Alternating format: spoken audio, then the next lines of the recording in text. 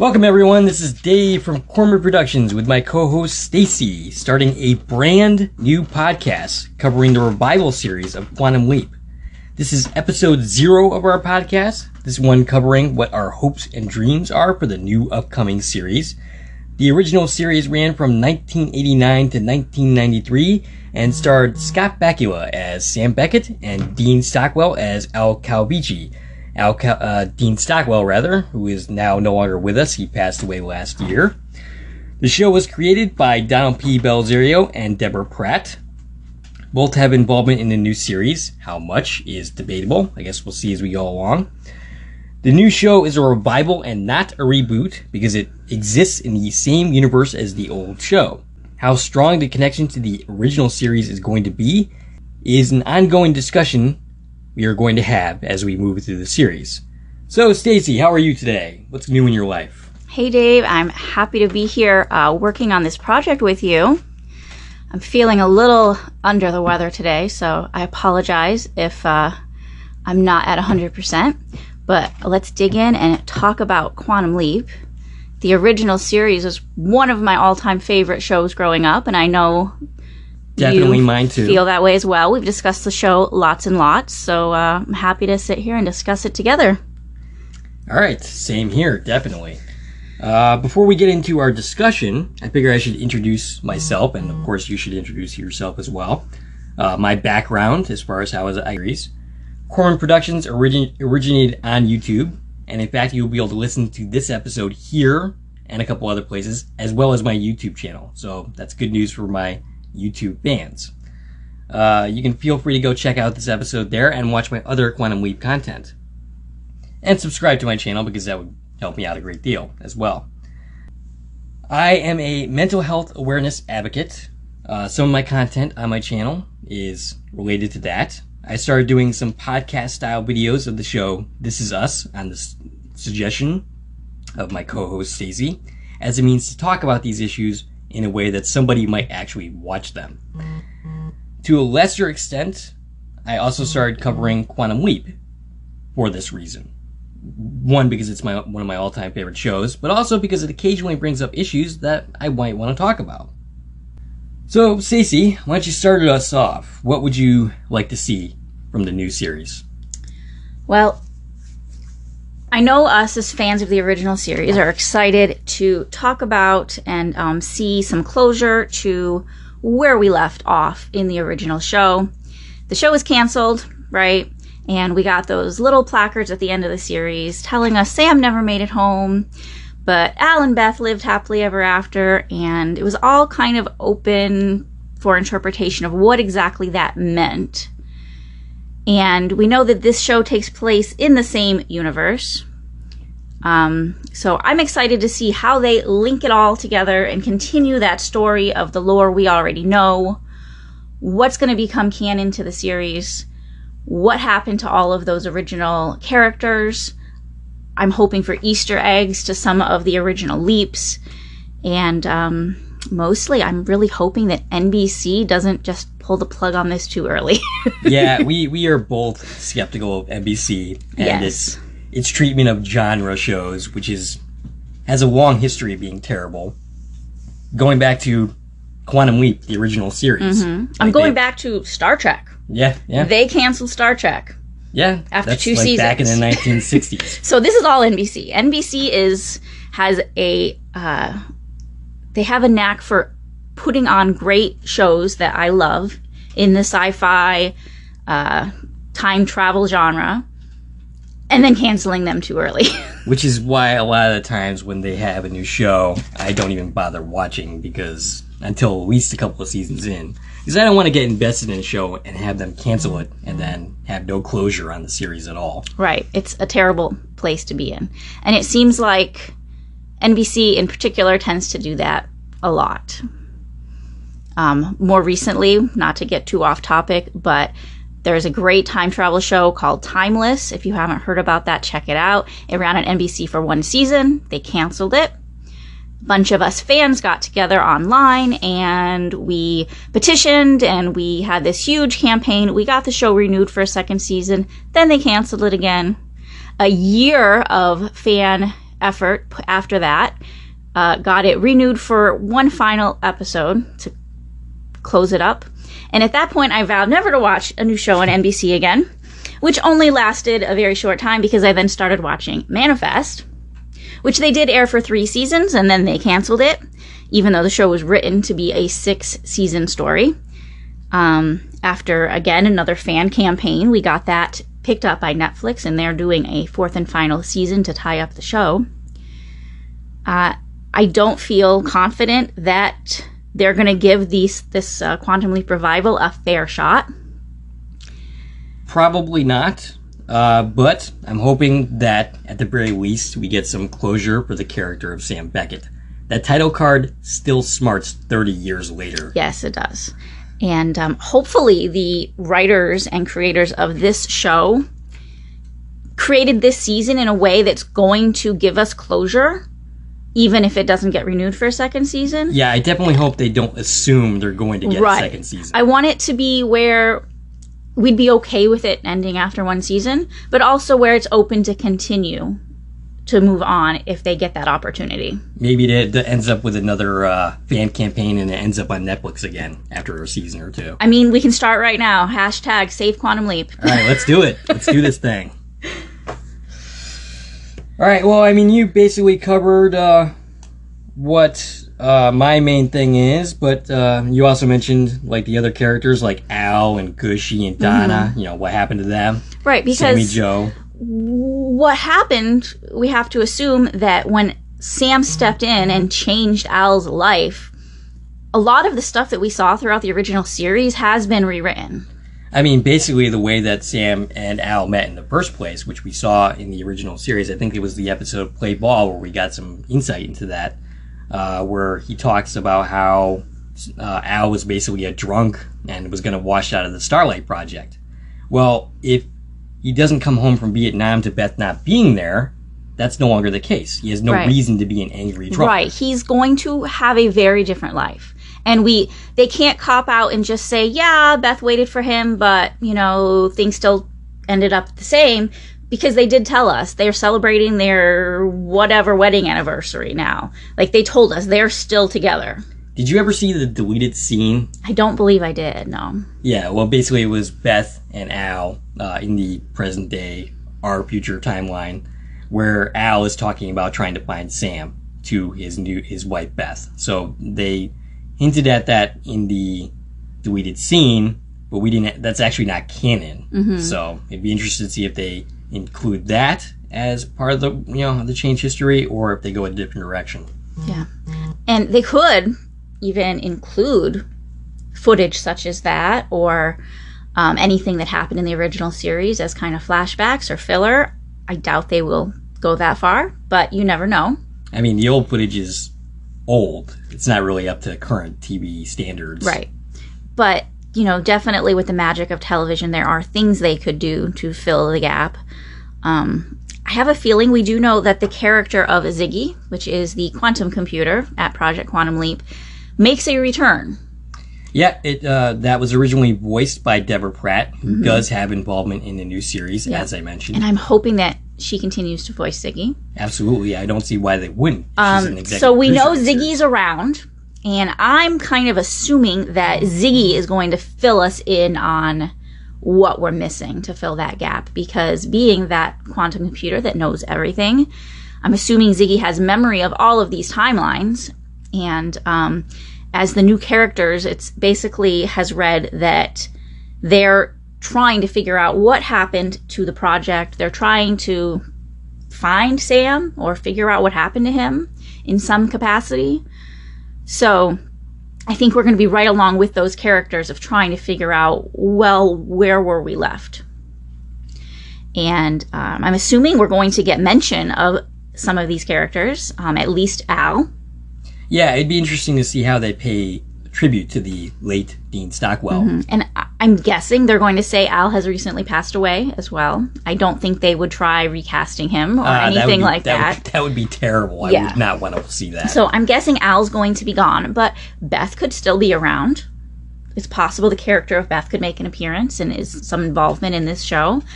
Donna I mean, the actress who played Beth, Susan Dial, is still very much alive, so she definitely can make a reappearance. See, that's information that I don't know. I don't follow the actors much, so I'm going to rely on Dave for that type of information. Donna was Sam's wife, which is a change that he made throughout the show. And given the fact that where his character ended, that was a pretty terrible change for him to make. It was pretty selfish on the character of Sam, given the fact that, according to the title card, he never returns home to her. Right. But he didn't know he was never going to return home.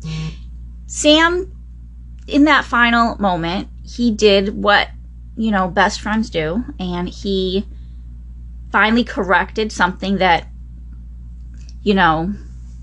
something for Al that changed his life.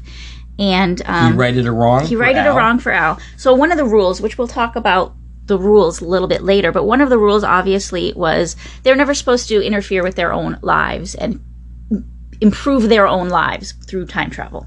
But that rule was broken right away. Okay, before Sam even knew the rules, his Swiss cheese memory was at its worst, right in the third leap. Okay, second episode, right after the 2-part pilot. He meets up with the woman he was supposed to marry once upon a time, who had left him at the altar. And he changes the course of her life, and we won't find out for a few seasons that they end up getting married because of the changes that he made. And this one was Donna Alisi. So it will be very interesting to see if they bring in Donna and how her life has changed since Sam hasn't been back. Right. So he didn't know that he was married to Donna. He never remembered. Al never told him until he remembered when he came back to the project a couple of years later. So we know he broke that rule right away. Al tried to break the rules when Sam was in contact, or he was in the same place and time as Beth. Al tried really hard to get Sam to fix things then, and Sam refused, saying, "That's not what I'm here to do. That's against the rules." I mean, that's part of the problem. I covered this episode. It's one of the recent ones that I did. Yes, Al definitely... Sam definitely refused. But, at the same time, Al did not tell him the truth. Right. Al was hiding the situation from Sam because he knew it was against the rules. But at the same time, do we know for sure that Sam would not have helped him if Al had been straight with him from the get-go? I don't know. And we never will, because But we know that once he did find out, he didn't help him. But at that point, it became urgent for him to do what he really did need to do, and then he left out. So we know that Al... that was that defining moment in Al's life that he wanted to fix. And that's the moment we get back to at the end of the series. And that's what changes everything, right? Potentially, the entire story's been rewritten. Another time that, Sam broke that rule, obviously this is going to be important to this series too, is Vietnam. That's right, saving his brother. Right. Sam saved his brother's life. And... granted, he was put there, so he maybe wasn't breaking the rules as much as he thought that the powers that be that's leaping him around gave him this opportunity to save his brother. I mean, it was a fair assumption. Right, that he says, that's what I'm here to do, obviously. I'm going to save my brother. And we also find out during that leap, Sam had an opportunity again to help Al and fix his life. And Al, being the friend that he was, didn't even mention it. He never told Sam that he made a mild effort to try to go get him to save himself, but he didn't bring up the fact that it was him that he was trying to get him to save. Because if he told Sam, "Hey, I'm the POW over there that you have a chance to rescue, and that will fix my life," that would have put Sam in a position where he was choosing, possibly, between Al and Tom. And Al was always the best friend, He let Sam focus on saving his brother and didn't push the fact that this could have been a life-changing moment for him as well. So, after all of that, when we get to the end of the series, Sam finally says, I need to do right by Al. And he went and saved Al's marriage to Beth. Yeah, and you bring up the Vietnam episode, which I think is a good time to also talk about one of the characters in the new series, Herbert Magic Williams, who was the person that Sam replaced in that episode. Yes, the person Sam had leaped into in Vietnam was in Tom's squad. Is that the right word? I think that's the right term. So the character himself, we didn't see a lot of because he wasn't there. Sam was there. But that character would be impacted by this because he's somebody who had been leaped into. He's somebody who had gone to the future and was in the waiting room. And now, in the new series, we know he's in charge of Project Quantum Leap. It'd be interesting to know exactly what does Magic know. Right. Does he remember being leaped into and replaced and sent to the future? Does he remember this? Is it something that he spent his whole life trying to figure out? Also, what's his relationship currently to Tom? Yes. To Sam's brother. My guess is, since Tom lived, they stayed friends, some contact. This is how he knows about Sam. That's my guess. I hope we get to hear about Tom. Because it would make sense hear about Tom. That's another actor, David Newsom, who is still very much alive. So they could totally bring him back as a character. So we know that Herbert Magic Williams is in charge of the project. And he's the senior member of the project. All of the other actors involved in this are much younger than him. Do you want to talk about the characters that we know? Yeah, I guess this is a good time, since we're bringing up Magic, to talk about the other characters. Do you want to go, or you want me to start? Okay, so the main character, as we've been told through press releases, is Ben Song.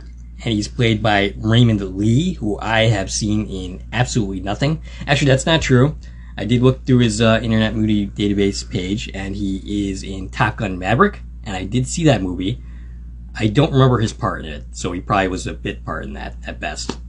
I know he was in the recent show, Kevin Can Go F Himself. Oh, another series that I haven't seen. Yeah, I saw the first season of that. Haven't caught up on the second season yet, but he has a kind of minor role in that.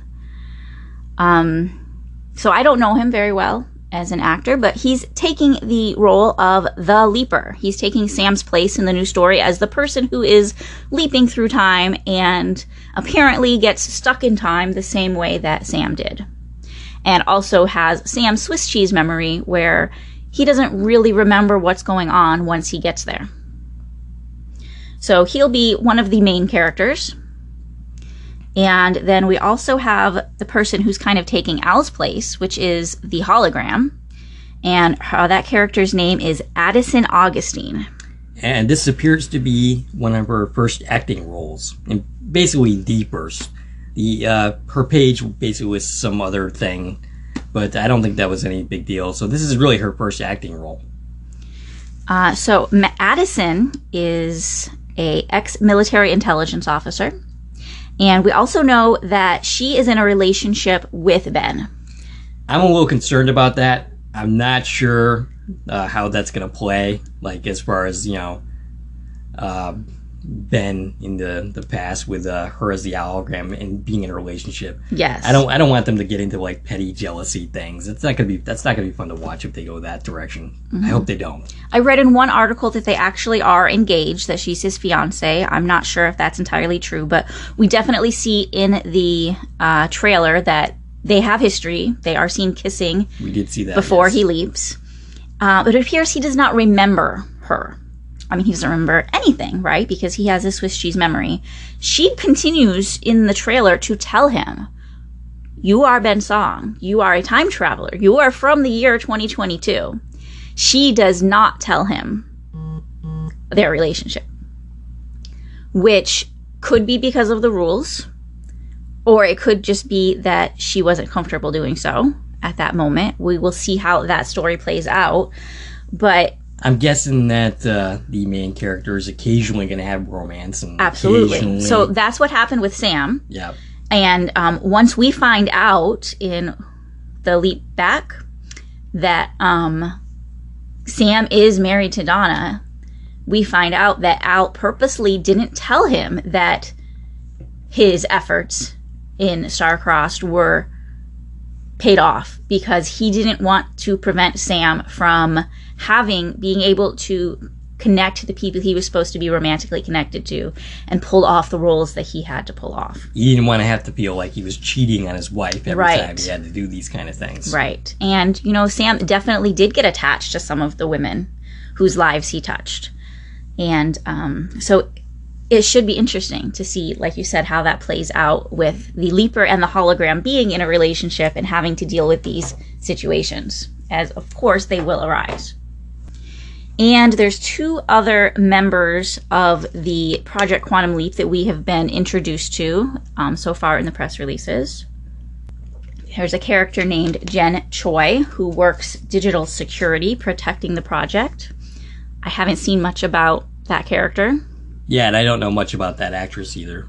We don't have much information And the there. other character is Ian Wright. Ian is a non-binary computer programmer, and I read that they rebuild Ziggy and are the one that gets Ziggy up and running, and Ziggy's kind of their baby.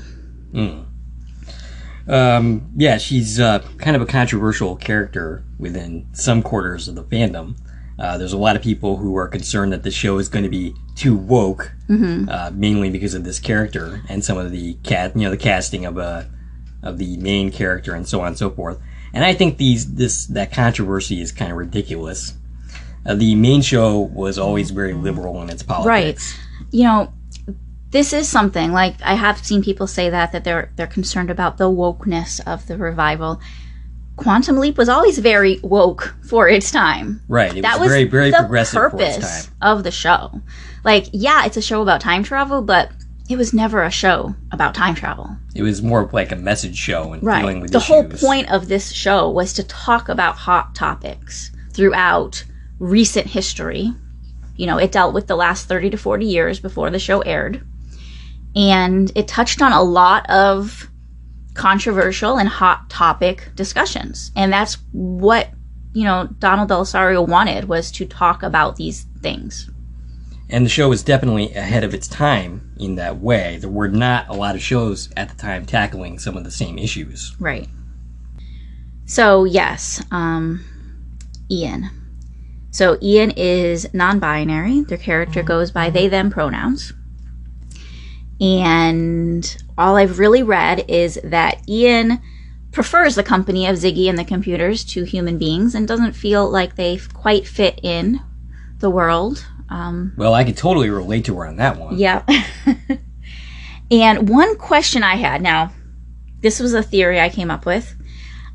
I think I'm wrong, because I don't think they're going this deep into it. So I looked up all these characters in the handy-dandy Quantum Leap A to Z book by Julia Barrett that I have here, which I've had this book since I was about 10 years old. I even have notes in it from when I was a child about when shows aired and things like that. We're not showing our age or anything, are we? So I went through this book looking at the last names of all of these characters, and I found a Wright. And that's the character of Buddy Wright. Now, do you recall, just by saying that name, who Buddy Wright is? You know what? I'm blanking. Okay, so that's why I feel like this is a reach. Because Buddy Wright's not one of those iconic, comes immediately to mind characters. But there's a chance that I'm right here. I think it's a small chance. But maybe Ian Wright is related to Buddy Wright in some way. Buddy Wright is the character that was Samantha Stormer's boss. Oh, okay. Okay. Yeah. So that episode is a classic episode simply because it's the first time that Sam leaped into a woman. But the name Buddy Wright doesn't immediately pull up recollection, right?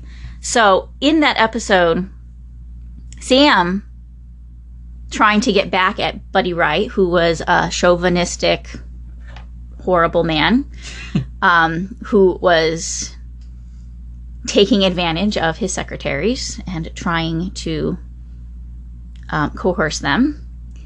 Sam told Buddy that Samantha was actually a male and proceeded to try and prove it to him by beating him up and throwing a baseball and other things that kind of showed masculinity. And Buddy was freaked out by this, right? So he got revenge on Buddy. So my thought is maybe the way that Sam has impacted Ian's life, because I have read that this group of characters are all people that Sam has affected some way. That's what brought them together. Could it be that Ian Wright is, I think he's too young to be, I think there's too much of an age gap between when Buddy was alive, which was in the 60s, that episode, to now. So maybe Ian would be the grandchild of Buddy, if there was a link. That's possible. And maybe Sam's little insertion there of this thought could have affected how Buddy and the Wright family views gender. That's very possible, and that could very well have led to Ian Wright's current identity. Right. Or his acceptance or unacceptance. It definitely would have had an impact by the on family. his life. Their life. I apologize, we're jumping all over with pronouns. Not intentional.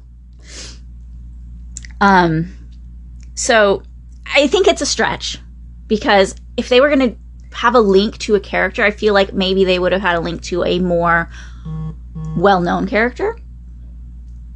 But who knows? I mean, who knows how far... It's the only one of these last names that I found referenced in the original series, other than, of course, Herbert Magic Williams. Yeah, who knows how far they're going to dig into the lore and individual leaps. I definitely hope they bring back some of the characters that Sam leapt into, other than Magic. That one's obvious.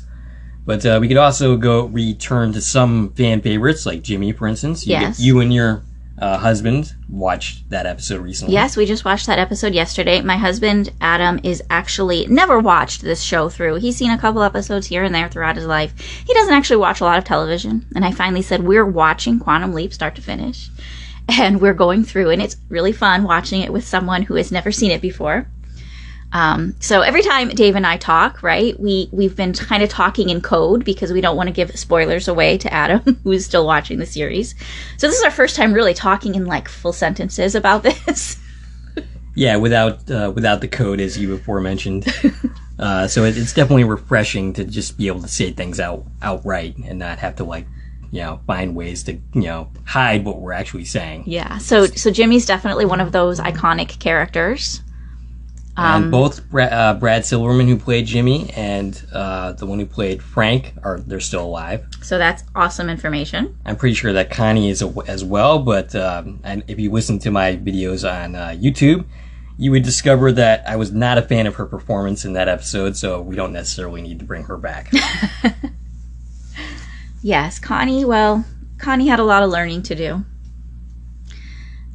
And we didn't actually get to revisit Connie when we revisited the LaMotta family because Aaliyah was there in Connie's place in that episode. So we got to see Frank again.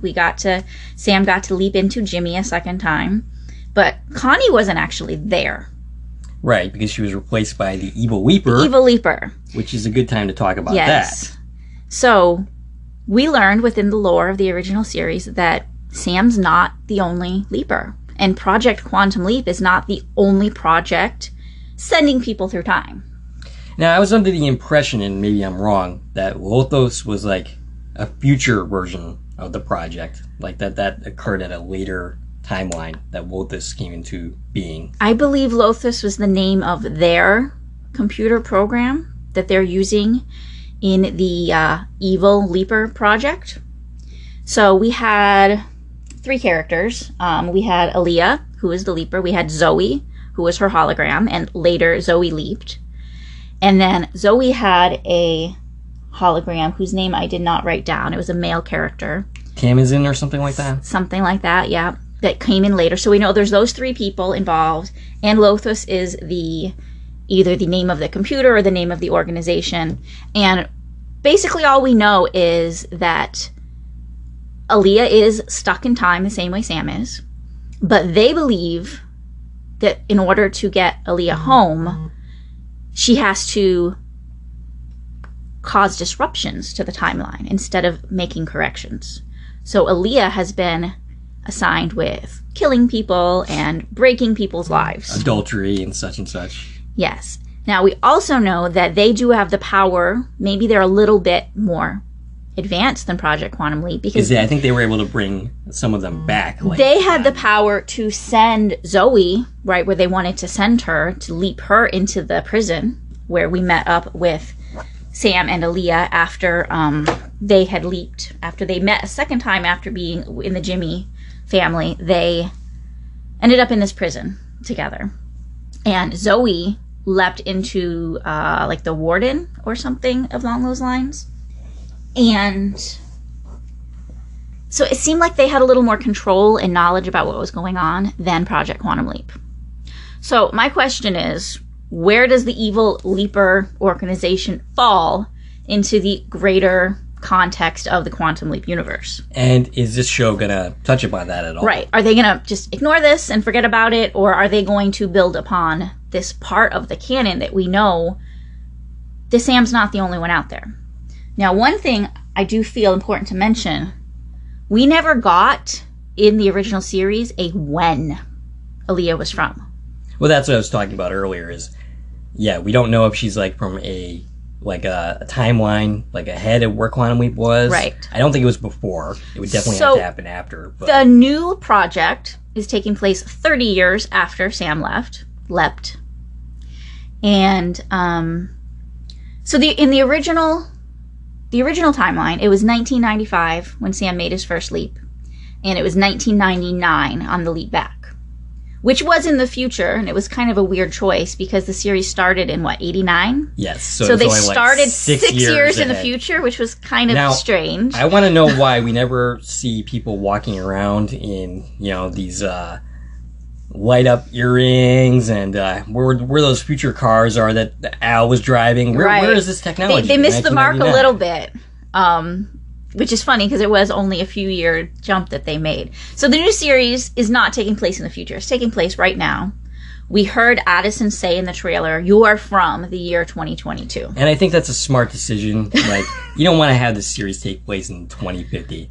Especially if we're keeping the in your own lifetime conceit. Yes. This allows us to go into a timeline that Quantum Leap didn't do very often. Like, we're going to be in the 80s, the 90s. Mm-hmm. There's plenty of history in the last 30 years to mine talk about that the original series did not get to talk about.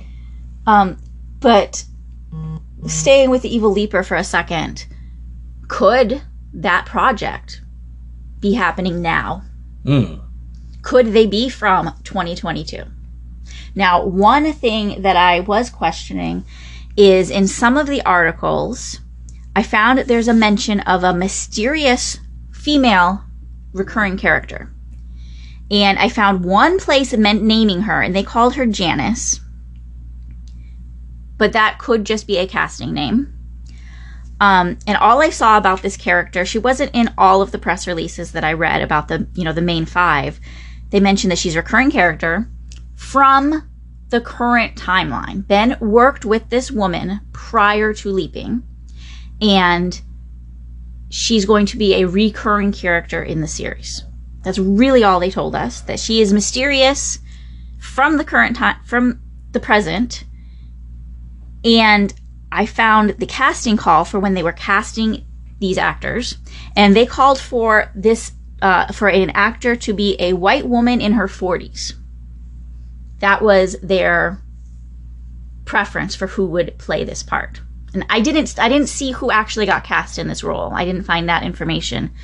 But that seemed very specific because most of these parts, they didn't go into exactly the ages and right. So on and so like forth. they were much more vague about who they wanted to play these parts. But for them to specifically say we want a white woman in her 40s made me wonder if this character has some link to the story, the original story. Are you specifically talking about the Evil Leapers? I'm questioning if this character is somehow related to the Evil Leaper project. Whether this character is supposed to be Aaliyah. I feel like Aaliyah was probably in her 30s, could be 40, when we met her. Zoe was a little bit older than that. She was more Al's age. Yeah, more like in her 60s. Yeah. But I don't know. I'm questioning if that's the link. If it's a possibility that this mystery character has something to do with the other Leapers, which seem to be, you know, a more female-centric group of people, anyways, than Project Quantum Leap. I don't know. I guess we'll just have to wait and see. I'm also theorizing that possibly the reason Ben takes that unauthorized leap has something to do with this woman. Yes, that's part of what the show is going to be about, at least as far as what they're telling us so far, is wondering why Ben decides to go early and unauthorized into the past. Right. To take this leap and out. Ben's not going to remember because he lost his memory. So Ben left early for a reason. What is that reason? And how long are we going to take figuring this out? Are we going to do this series wide, or is it just going to be a season arc, or so on and so Right. forth? And are these questions ever going to get answered? Yes, because you know, as we said before, this show might get canceled early, and nothing we've ever talked about so far will ever get answered. Yep. That would be kind of depressing. I know, right? So we want all of our questions answered. We want to know these things. We want the full scope of this story. At the very least, they got to wrap up Scott Bakula and Sam Beckett as a character. So we don't know yet if Scott Bakula is coming back. There's been a lot of back and forth about that, whether he would return. First they were saying that yes, and then there were some other reports saying that he wasn't coming back. And now recently they've been saying that the invitation is out there. Right. They said we invited him to be back, but they're kind of playing it off like they don't know. Maybe we'll see Sam. No one has confirmed that Scott Bakula is involved. Now that doesn't mean he's not. They could be trying to surprise us with a Scott Bakula, Sam Beckett appearance. It could have already been filmed, and it could air this season. It would be a crime if they never actually do that, if they don't bring him back in some capacity. Right. Somehow. Obviously, we're going to hear about him. They can't do this without talking about Sam. Otherwise, there's no point in having it be a revival as opposed to a reboot. At that point, you might as well have a reboot and pretend Sam and Al don't exist. But they are made it very clear this is the same universe. This project is looking back at the original project. So, obviously, we have to talk about Sam. But the question still remains, will we get to see Sam? Will we get to bring Sam back home? Ever. And it's funny because... And where has he been for 30 years? Is he leaping as himself, literally? What is he doing? Right. That's absolutely a question that we need answered. It's funny, the original series, apparently, and I've read this before, Donald P. Belzerio and Deborah Pratt had an argument over whether, in the series finale, to return him or not. Deborah Pratt, who was the one who won the argument, said that no, he needs to keep leaping, because people need to believe that Sam Beckett can leap into you. And that's one of the reasons why they did not bring him back in the series finale. But it was left very ambiguous what that means for Sam. Because the last time we saw Sam, he was himself. There was no reflection in the mirror. The entire last episode, he was himself. And when he leapt into Beth's living room, there was not a person there. He just appeared in her living room, which is really creepy. And the fact that worked... You would think that she would have more of a reaction to that. A strange man is suddenly there. You're like, oh, who are you? And he's like, I'm a friend of your husband's. He's coming home. Okay, and I'm totally going to believe that. This random person is there all the time. It worked. Okay, we can't say that Quantum Leap always made sense in its decisions, right? There's a lot of plot holes if you start digging too deep. If you really think about some of the mechanics of the series, you will get a headache and you will just don't do it. Yes, but it is what we're left with. So that brings me to this list I have here. I want to talk about the rules of quantum leaping. Are the rules the same? Do the rules change in the new series? What's going to happen with these rules? Yes. Okay, so there's the rules of how Quantum Leap actually works. Right, the mechanics behind it. And then there's Sam's rules. There's Sam's rules, the things that Sam, as the originator of the program, said, this is how we're doing it. Those were his laws for the program. And they broke all of those rules, right? So, First thing I have on my list is not necessarily a rule, but a mechanic, is that leaping causes Swiss cheese memory. That appears to stay consistent in this series. We've seen in the trailer that Ben doesn't know what is going on in the world. He's just here and very confused. So that seems to be consistent. A rule that we found out Sam created was that the hologram cannot reveal any information to the leaper that they don't already remember. And that rule got twisted a lot in the original series. It started off with Al not wanting to tell him anything and slowly started leaking more information, held back on some things. I mean, some things absolutely make sense, but what do you suppose the purpose was behind that? I'm not sure. I mean, like in the where we don't tell Sam about Donna, that makes absolute sense. It makes sense, right? That was a decision Al made for the sake of Sam pulling off these characters that he's playing, right? And being able to do what needs to be done to fix the problems in these people's lives and to infiltrate their lives without someone just sending him, to the mental hospital. Right. But other than that, I'm not sure why it is a rule that you couldn't tell. Right. Maybe Sam was worried about the shock. Someone sleepwalking, you're not supposed to wake them up. Someone has amnesia, they say. I mean, that's a real life thing. They say don't flood them with information, you know? Right. That makes sense. So I guess it was more of a medical, let them figure it out slowly, as opposed to overwhelming someone. That makes sense. But we see in that trailer that Addison gives Ben a lot of information. Now, exactly how that's going to play out, I don't know. It's a trailer, so right. It could play out differently than... Does that happen immediately? Is that a conversation they have later when she's really just like, I need you to pick up the speed because something's happening right this second? I'm curious to see, but it looks like she does end up telling him things. So they're a little more lax on that rule, it seems like. And maybe because, the rule was kind of silly to begin with. Yes, that's a good point. Another mechanics rule is...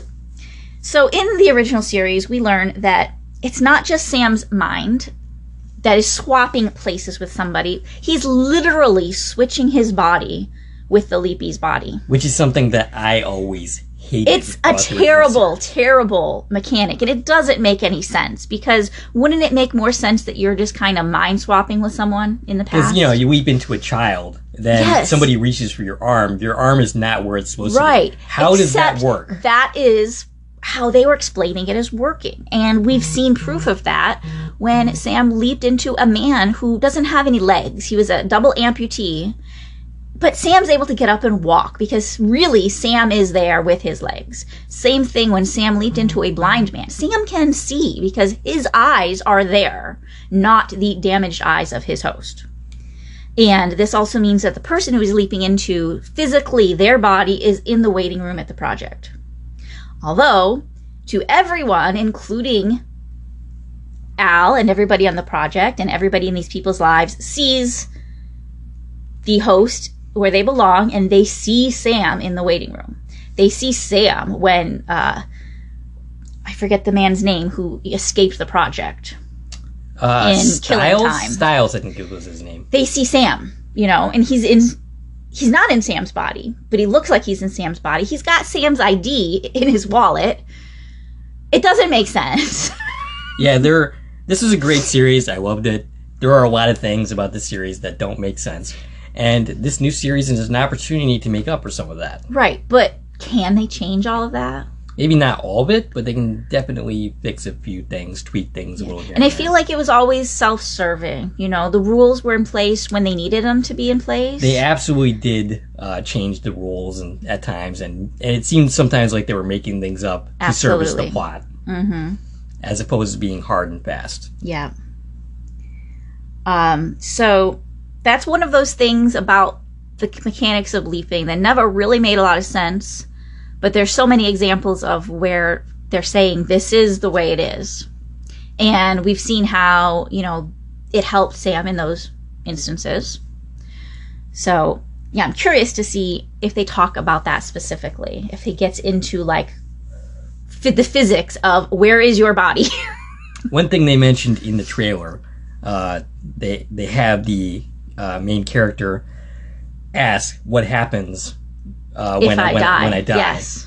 And, well, you know, like when the host dies, then you die. Right. And they just outright say that. I don't think they ever actually did that in the original series. I feel like it was mentioned in a way that they weren't sure. I feel like the topic came up in the original series, and I don't feel like they knew. And I'm sure they weren't exactly curious to find out. Yeah. But it was always a question, right? Of what would happen. The closest I can recall straight off of my brain about that topic is in the first episode of the trilogy. Yep. Sam was Abigail Fuller's father, and he died at the end of that episode in a fire. Yes, Sam was leaping. Leapt out, and the host died. Now, does that mean that Sam's just going to leap out if somebody's dying? Or was it coincidence that he leapt out just in time before he perished? I mean, essentially, he accomplished his mission, which was to save Abigail at that point, so he could leap. Mm-hmm. So I think, as far as I can recall, that's the closest they ever really There was one other instance that I could recall where they did something like that, and it was in the conclusion of the Evil Leaper trilogy, where Zoe had leaped into the warden, and towards the end, Aaliyah shot her with a shotgun, and she's laying on the ground. She's very clearly dead. She leaps, the warden comes back, the warden is fine. That's the only other time I can recall. Yes, I recall that vaguely. And it also feels like the same thing. They're kind of playing with the rules to fit the story they're trying to tell. They're not really setting these rules in stone. Right, so that they have some leeway and flexibility. Yeah, so it seems like they are setting that in stone in the new series. They are making it apparent, yes, if your host dies, you die. So don't die. And that makes sense because you want there to be stakes in a series. Absolutely. So we already talked about this one I have here, is that they had a rule put in place by Dr. Beckett that you're not allowed to interfere with your own life. We already talked about that happened a lot, even though it was a rule for it not to happen. Are they going to have that rule in place? Do we think they're going to mention that?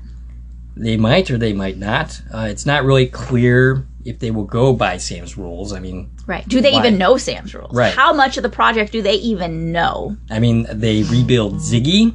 How much memory is Ziggy going to have in the first place? Mm-hmm. Like, is she going to remember everything about the history when they rebuild her? Or is she essentially starting from scratch? Right. I feel like Ziggy is going to have a lot to tell us. But I also feel like there is going to be this mystery that this group doesn't really have as many details as we do. Probably. Because I know that they are questioning, well, what happened with this project?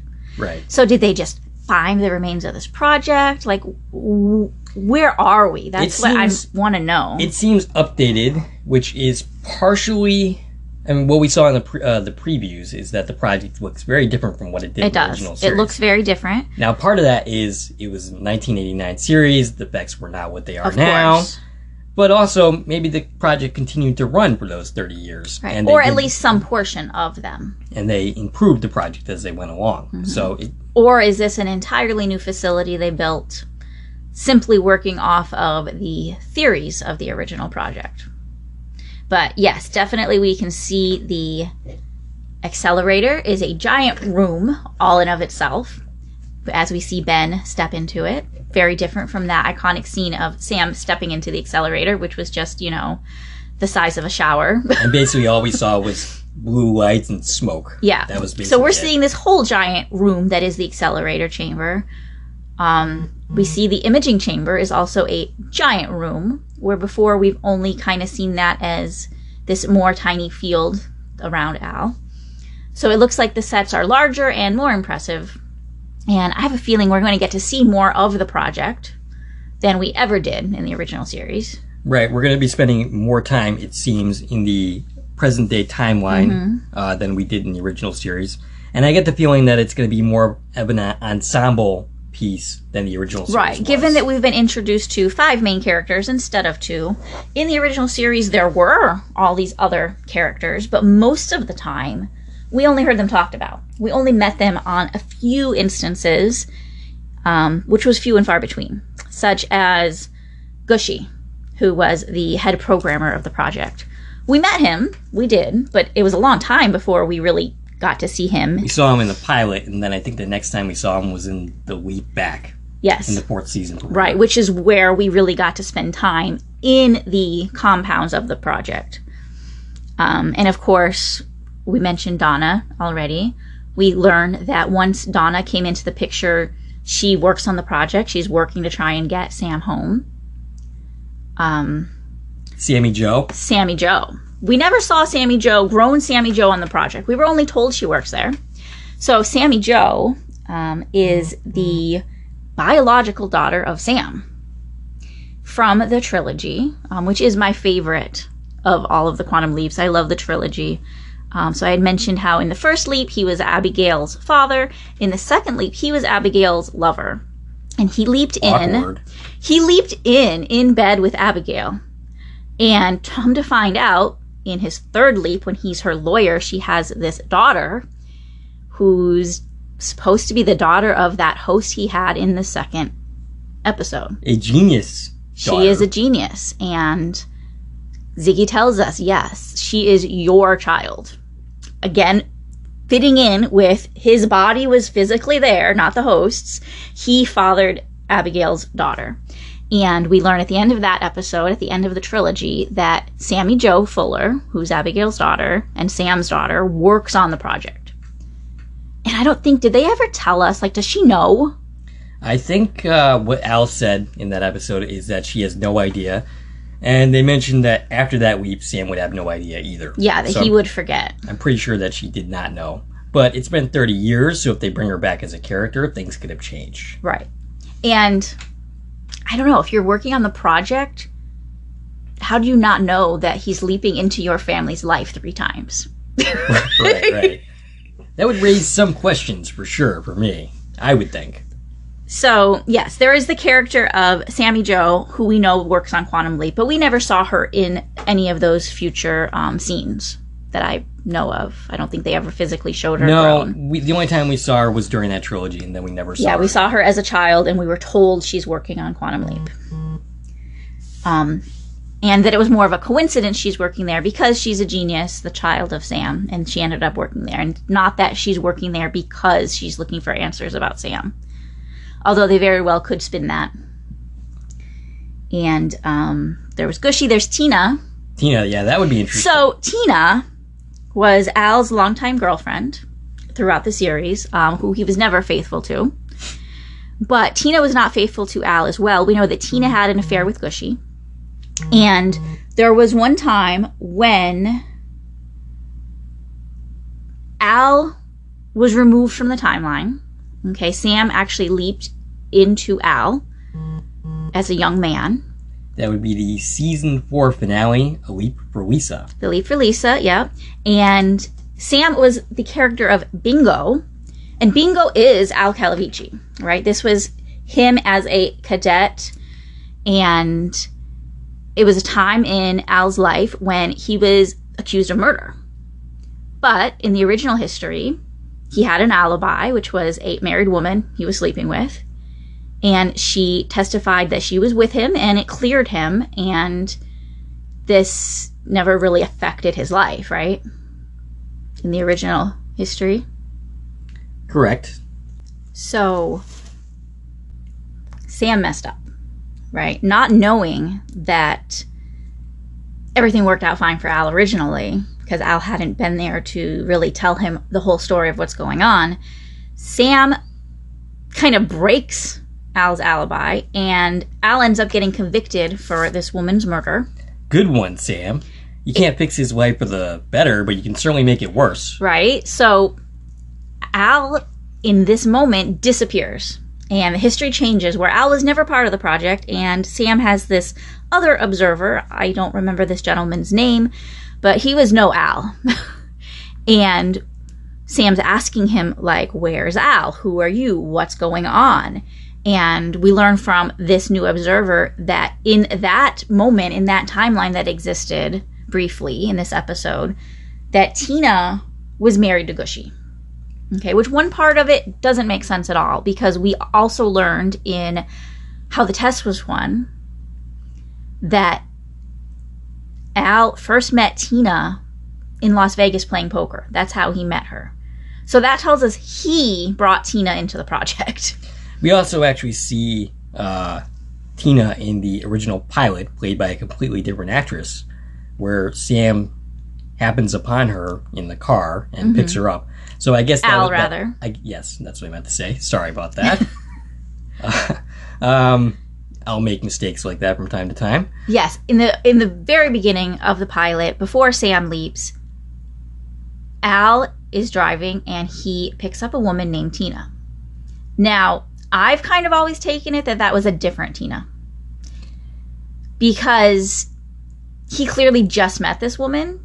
But in later episodes... Again, that could be kind of a role play kind of deal that they were doing. I suppose it could be. But it was kind of presented like he just met this woman and he's bringing her to the project. And it seems weird that they would name this character the same as a character that they were going to use, but I feel like they just kind of didn't play this out. It's a pilot episode, and yeah. And usually in pilots they do make I feel like we're thinking a lot harder about this than the original creators did. Oh, I'm sure that's the case. But there were times later that Al was like, "You remember Tina, right?" And Sam's like, "Of course I remember Tina." Well, if he had just met Tina that night, he never would have met Tina. Right, absolutely. So Sam wouldn't know no Tina. memory of Tina at all, right, if she had come to the project after Sam had leaped. So at the very least, we can say that that he didn't meet Tina that night. But he had said in How the Test Was Won, when they were playing poker, that that's how he met Tina. I don't know. Maybe Al is misremembering. Al likes to tell tall tales. Maybe he's exaggerating. But in this episode, when Al is gone completely from the story, Tina's still there in the project. She's married to Gushy. We're told that. So that was my thought, is what's going on with Gushy and Tina is in this new history that Sam created by keeping Al and Beth together. Is Tina there married to Gushy in the new original timeline? If so, we probably won't see Gushy again. Gushy was played by Dennis Wolfberg, and he passed away not long after the series finished up, so we won't see him again. I don't actually know anything about the actress who played Tina. This is 30 years later. I mean, Tina could still be around, but she probably would not be. She would have either have passed herself or would have moved on in her life. And I'm not expecting to see Tina, but I would like to see a mention of Gushy and Tina for this to make sense of how did these characters' lives play out in the new history. And I feel like they could easily say that Gushy and Tina were together, because we were hinted at that many times throughout the original series, that they had an affair, and when Al wasn't around, they were married. And maybe they should have been. Maybe they would have been a better couple than Al and Tina. Who knows? So, yes, in that episode, Sam, of course, fixed everything and righted the timeline, and Al came back like that had never happened. But we did get that glimpse of what would have happened if Al wasn't there. And, you know, in that glimpse, the project still played out.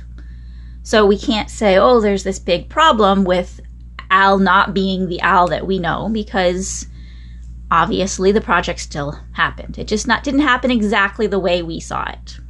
But one problem I had with that also was, you know, if Al and Beth stayed married all those years, he didn't have wives 2 through 5, which were mentioned so many times. And so much of Al's life experiences were because of these women, and he got Sam out of so many predicaments. Because, oh, my 3rd wife taught me this, and my 4th wife taught me that. And everything would have been different, right? Yeah, absolutely. Like, there definitely would have been nuggets of knowledge that Al would not have been able to impart on Sam and save his bacon. Which I don't think is something that we're going to dig into, but it's definitely something to think about when you're thinking about the overall encompass of what really changes with Beth being in Al's life all these years. Is he's a different person, and it would have affected many, many of these leaps. I guess we can assume that Sam still would have got through them Yes, and would have yes. figured it out, and things would have moved forward in a very similar way than they did, right? Let's see where we are in all these scribbles of notes I have, things we wanted to talk about. We've been going for quite a while now. We have a lot to say, apparently. We were talking about the rules. There's one other rule I want to talk about, and that is an important one, is Sam could only leap within his own lifetime. Right? Yes, so it's to be interesting to see if they stick to that, or Right. if Ben can leap outside of his lifetime. So Sam could leap from 1953 through when the project happened. The farthest we saw him was in the late 80s, which would have been on key with when they were actually making the show, right?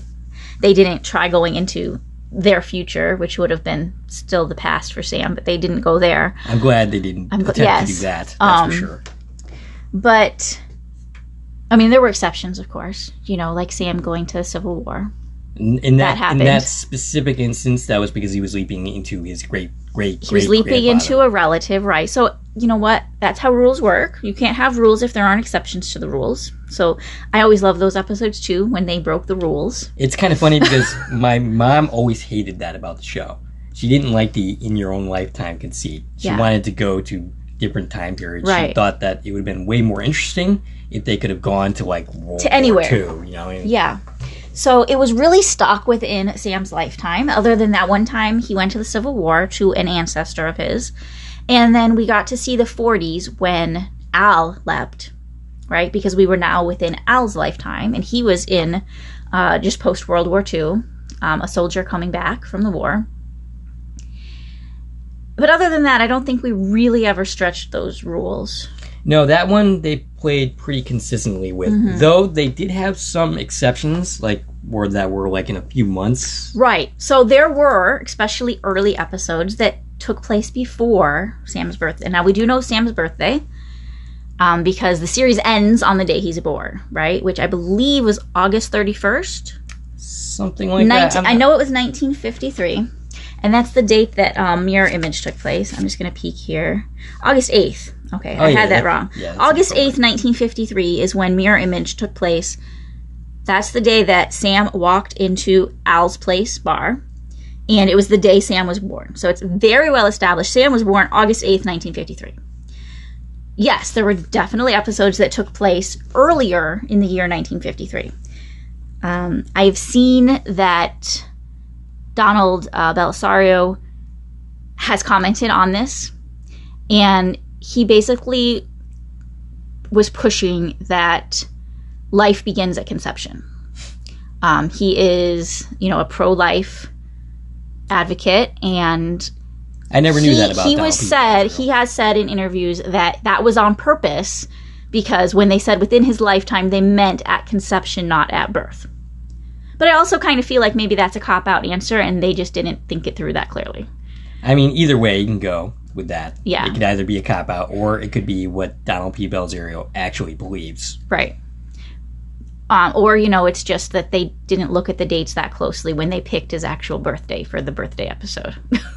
Because if it's what would the significance be then of him leaping into his day of birth if that's not the day that it starts? Right, exactly. So there's some questions there about the 1953. But overall, Sam's leaping from 53 to the 80s, and theoretically could have leaped to any time up until the project was happening in the current timeline. So we have Ben now. Ben's obviously a lot younger than Sam. We're 30 years in the future, bringing us to the year 2022. I don't know how old Ben's supposed to be. I'm guessing 30s, 40s probably. We've seen in the trailers his first leap's going to take place in 1985, which we have seen Sam in the 80s. Not too often. Not too often. No, there were definitely not too many leaps that took place within my lifetime. Right. That's for sure. Right. So, is Ben going to be stuck to Ben's lifetime? Is Ben going to be stuck to Sam plus Ben's lifetime? Or are they going to go all out of that? Are they just going to get rid of this rule? I'm actually kind of curious. Why do you think that it would be Sam's life would be? I don't know. I don't have a scientific reason behind that. But in the trailer, it looked like they showed some earlier scenes. Like, they just showed a lot of images really quickly. Some of them looked like 50s, 60s type of images. And I have to believe Ben was born... I mean, if he's around our age, let's say he was born in the late 70s, early 80s. He'd basically be 79, 80, 81. Right. In that time frame. Right. We're expecting him to be born right around 1980, give or take a few years. And I don't know. I feel like if the point of this is to figure out what happened to Sam, I feel like they need a way for them to leap beyond that date, because...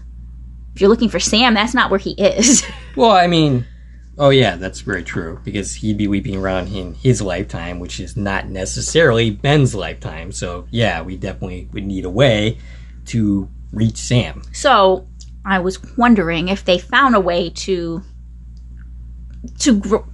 increase that time frame. Though I'm also curious, with the future where Sam is sort of still alive, count as in Sam's lifetime? Like, if Sam is still alive, does 2022 count as in his lifetime? I mean, do you get what I'm saying? Right. And that goes back to us not really knowing what happened to Sam. Right. Like, do all the rules go out the window the minute that bartender Al tells him, you do have the power to control your leaps, and he sent himself to Beth's living room? Are all the rules gone? Right. Like, we don't know. We don't know what Sam's been up to or where Sam has been up to. I mean, as a kid, when I first saw that end of the series, my interpretation of it, which I don't feel like this is a widespread interpretation, but what I thought as a child seeing that, I thought it meant that he was stuck in that moment. Like, that he would age from then on as Sam. Like, I thought he finished leaping, because he went as himself and he's in Beth's living room and now that's Sam. Okay, but is he stuck in that timeline, is what you're saying? Right, that he would have continued to age from then. That was my interpretation. Again, as a child seeing this for the first time, I was probably 10 years old. Just reading interviews from the old creators, Deborah Pratt and Donald P. Belzerio, my impression is that they think that he kept leaping. Mm-hmm. And from the deleted scene, it would seem that he kept leaping as himself. Right. And, given what Al the bartender told him, he would, you would think, learn how to harvest the power of controlling his leaps better. And he'd be able to kind of go where he wanted to go a little more easier than he ever thought he could before that.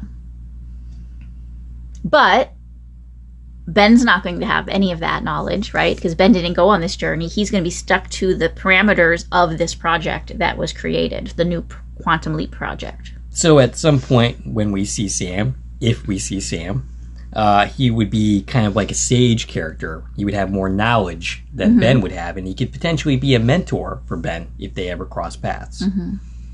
And wouldn't that be fun? I mean, I think that'd be a blast. Wouldn't it be fun if Ben leaped into a place that we know as a place Sam's been, and see some sort of crossover interactions between these stories? I mean, this is time travel we're talking about. Getting rid of, the logistics of production.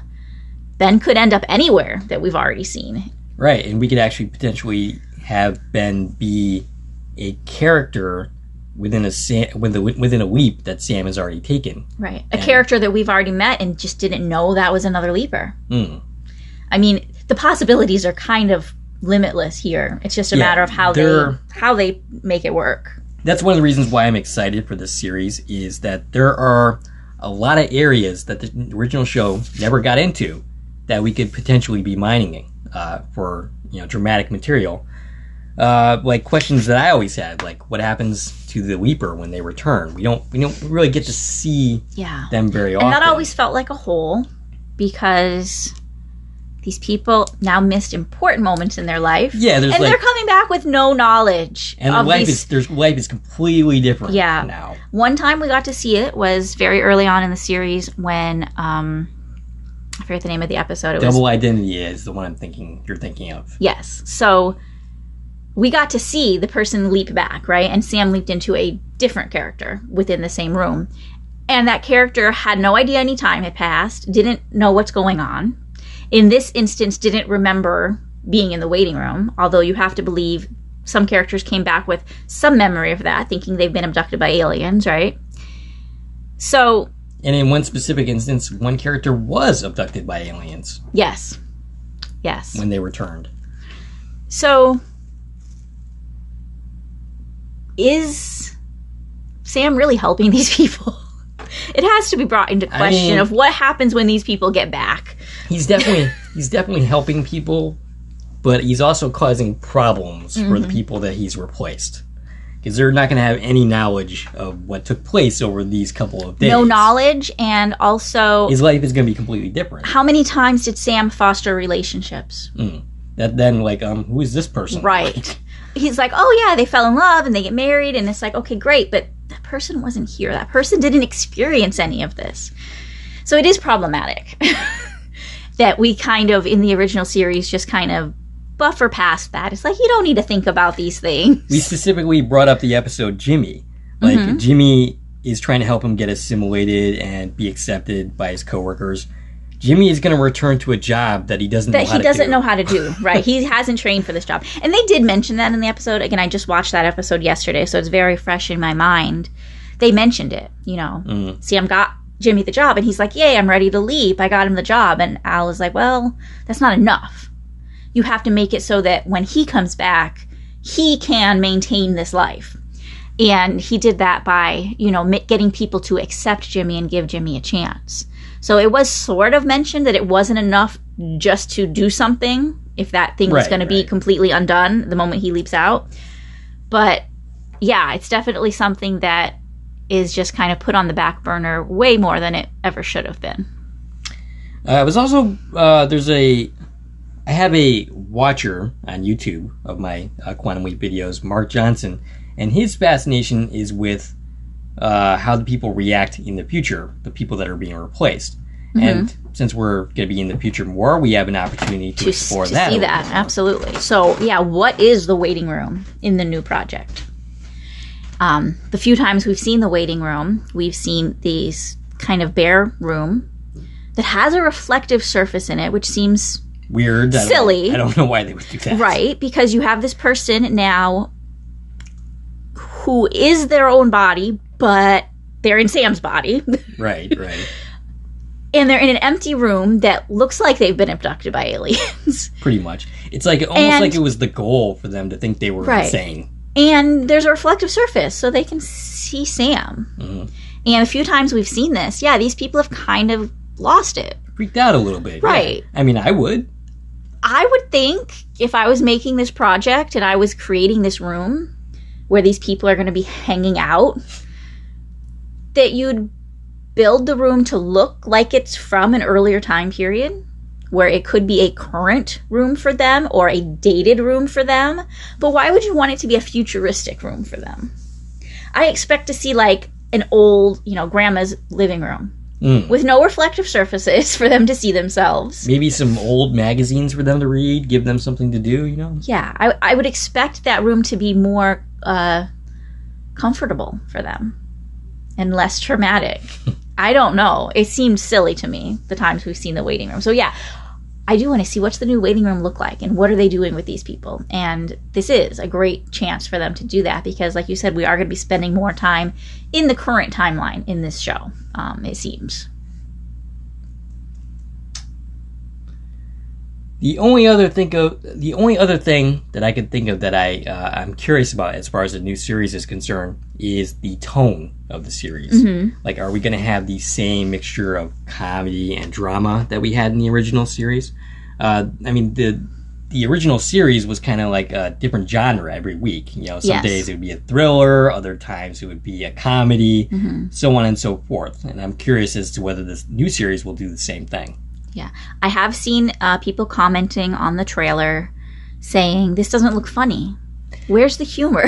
I sort of disagree with that because I do see a little glimmers of humor in some of the trailers and some of the things that we've been watching that we've seen so far. I feel like the original series maybe started off a little more serious And it tended to add bigger chunks of humor as it went on. And things got a little sillier as it went on.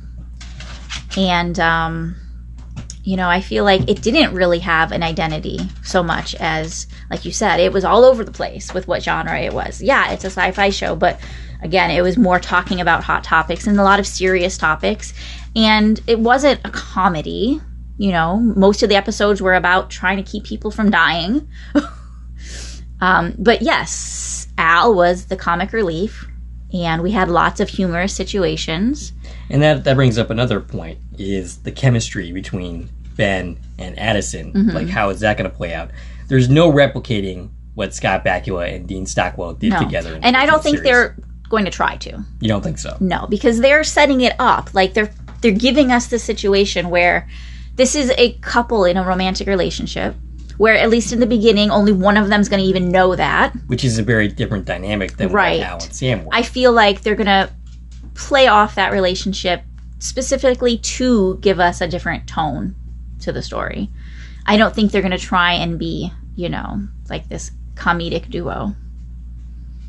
But yeah, it does seem like there's been a lot of seriousness, but we've only seen really a couple teasers and one main trailer that's really just talking about the first episode, which they've swapped around the stories and how they want to tell us these stories, right? So I can just hope that the crew on this has really done their best to present this and make it something people want to come back every week to watch. Well, we can only hope on that. The other thing is, I was sort of curious about is, are we only going to get like these big events in the timeline? Like, so far I've seen in the trailer, well, there was that robbery. Yeah, so his first leaps, he's a getaway driver at a bank heist in 1985. We know that. I've also saw a recent trailer of him leaping into Joe Montana. I did not see that one. There's the punk rocker. Yeah, a female so we know, character. We so know they're not stretching that out and making it a big reveal that he can be a female, right? And then I think there's a shuttle launch. So I'm kind of curious if we're going to get the more personal stories of the original, or if we're going to do all like big events. Mm-hmm. And I kind of hope we do see some mix of more personal stories and the big stories in the series. Right. I mean, that's something the original series did great, is it was really all over the place. Like, there were these major historical moments, like when he was Lee Harvey Oswald and attempted to save Kennedy's life. That was more towards the back end of the series. Right. Like, they were kind of like... And that was an NBC all over the thing. place. But just as a point, there were real life historical characters all over the place, dribbled throughout the series, sometimes more direct to what Sam's doing like that time, and another late episode, Elvis, okay, Marilyn Monroe, these type of things. We saw Stephen King as a character, Buddy Holly. Right, and that's what I was going to say is, we also had those sprinkles of just kind of side characters where it's like, oh my God, I just met this person and that person, and Sam apparently had a lot of influence on music. And apparently the work of Stephen King. I recently did the episode Boogeyman for my my rewatch podcast. That's the last episode you dropped, right? Yes. So if you haven't checked out Korman Productions on YouTube, go listen there. So Dave does a great job covering individual episodes of the original series, and you're going to be bringing some of those series to the podcast channels as well. Oh, yes, absolutely. Now that I figured that I can actually do that, I'm going to start dropping some of those as well, so you can take a look for yourself there. So there's multiple opportunities to watch my Quantum Leap content, and of course now your content, because now that you're involved in this podcast would be. Yes, and it's great that we're going to continue to talk about the new series as the episodes air, and talk about the content of the episodes and what's going to happen going forward. And I'm sure it's going to continue to bring us back to discussions about things in the original series, both how that directly relates and all of these things about like the rules and what are they changing and what's working and what's not working and all of that. So is there anything else that you can think of that you want to talk about? I think I covered really all of my points in my notes, honestly, we don't know a lot right now. You know, ahead of the first episode, there's only been a few press releases. There's been a few trailers. The trailers have been really kind of short. There's only, what, is there 10 episodes that they're releasing? You know, I'm actually not sure, but 10 episodes is a current day. I feel like one. I've seen that number tossed around, but I don't think that's in stone. I looked at the Internet Movie Database page for the series, and it doesn't really tell me a whole lot at this point. Yeah, so we'll know more once the series starts actually airing, which is happening very soon. By the time this episode 0 drops, we're going to be getting ready for that first episode, and I can't wait to analyze it and see where that leaves us. You know, I'm sure we're going to know a lot more after watching the first episode. I am definitely excited to see this upcoming show. I've loved this series for a very long time, and I'm hoping that we see some of what we talked about during the course of this podcast. I think this is a good time to stop because we have gone on for quite some time. So the next time that we meet, we will be talking about the series premiere episode of Quantum Leap, the revival. So if you are listening to this on a podcast channel, make sure you head over to YouTube to also follow Korman Productions on YouTube and check out all of Dave's amazing other videos there. In addition to Quantum Leap, he has series on, let's see, you mentioned This Is Us. I do. I've done some on Cobra Kai. Mm-hmm. I'm good. The new season 5 is out. I'm going to be doing a video review of that. I might occasionally go back to season 3, which I've been trying to do, but, you know, it doesn't work. But eventually I'll talk more about that series as well. Mm-hmm. So there's lots of great content on the Korman Productions YouTube page, other than Quantum Leap. And also you will, while you're there, stumble upon Dave's Davisode episodes, which kind of highlight his personal life with his daughter. And myself and my husband make many, many appearances in those videos. Yes, you get to see the two of them get so married. If you want to see more about our personal lives, that's all on YouTube as well at Korman Productions. And we'd love to get you involved in the conversation, right? We want to hear from you guys. Absolutely. Let us know what you think about all of these questions that we're presenting. Do you have theories going into this show? Do you have questions that we didn't even think to ask yet? Let us know your thoughts. What are you excited for? What are you concerned about? You can reply to this video on YouTube if you have found this there, or you can reach out to either of us on Twitter. My Twitter name is at TVN Coupon Talk. I tweet a lot about different TV shows. I do a lot of live tweeting, although I'm not really watching much live at the moment. I talk about Walking Dead. I was covering This Is Us and a bunch of different things that I watch. So you can reach me there. And your Twitter handle is Core Productions. At Core Productions. That's KOR Productions. So you can definitely reach out to either of us there, and we would love to hear your thoughts and incorporate them into a future show. And you can find us on YouTube and any podcast platform of your preference. And I think that's a good place to stop. That's all we got for you for today. This is Dave and Stacie from Korman Productions signing off. See you soon.